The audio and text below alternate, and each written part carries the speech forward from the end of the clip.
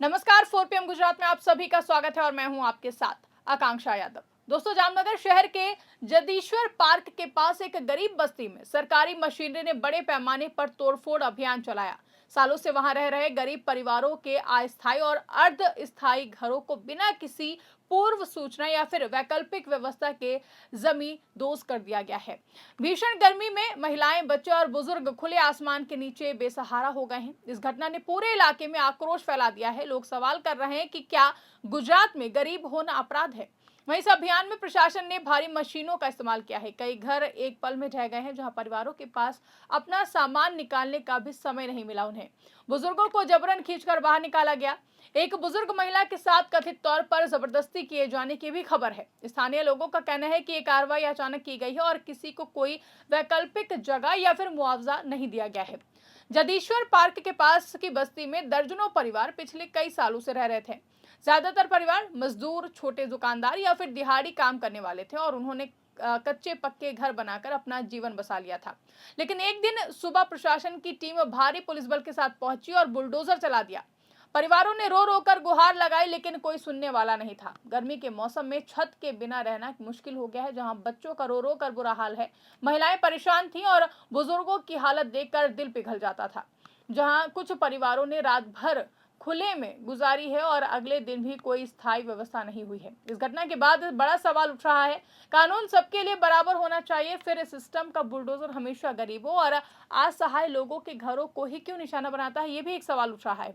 लोग पूछ रहे हैं कि भूमाफिया द्वारा किए गए बड़े बड़े अतिक्रमण क्यों नहीं दिखते हैं। शक्तिशाली लोगों के फार्म हाउस, होटल या फिर अन्य निर्माण क्यों बच जाते हैं। क्या गरीब होना ही अपराध है? स्थानीय लोग आरोप लगाते हैं कि भूमाफियाओं के दबाव में प्रशासन गरीब बस्तियों को निशाना बनाता है।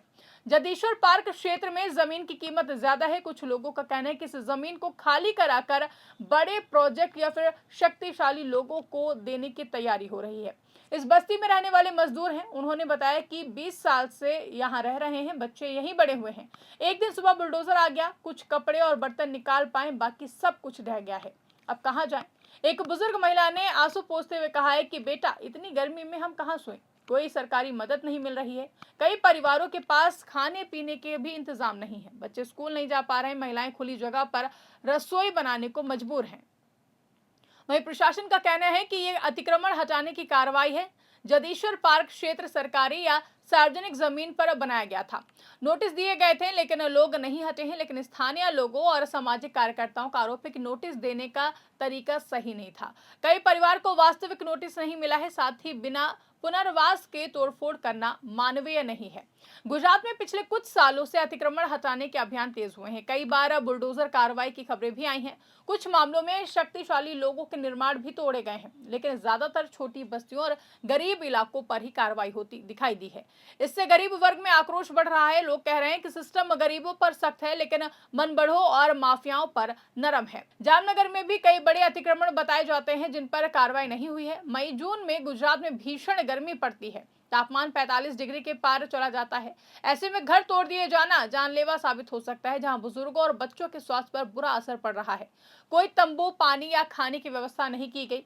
कुछ सामाजिक संगठनों ने मदद पहुंचाई है, लेकिन सरकारी स्तर पर कोई भी ठोस कदम नहीं दिखाई दे रहा है। स्थानीय एनजीओ और कुछ नेता मदद के लिए आगे आए हैं, लेकिन लंबे समय का समाधान जरूरी है।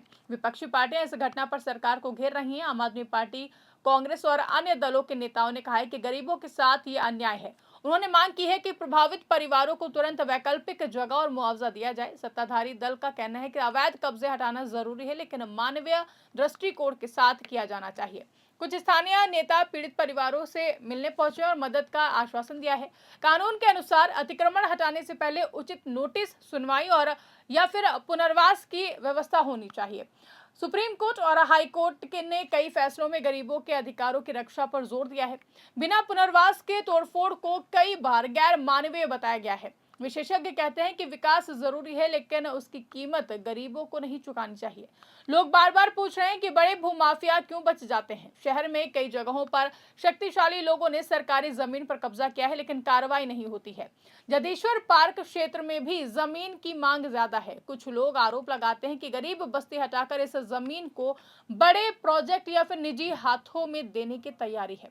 जामनगर की जदेश्वर पार्क के पास हुई बुलडोजर कार्रवाई ने एक बार फिर से गरीबों की मजबूरियों को उजागर कर दिया है, जहां सालों से शांतिपूर्वक रह रहे परिवारों को बिना सहारे के सड़क पर छोड़ दिया गया है। भीषण गर्मी में कार्रवाई और भी ज्यादा दर्दनाक हो गई है। सवाल उठ रहे हैं कि विकास के नाम पर हमेशा गरीबों को ही क्यों कुर्बान किया जाता है।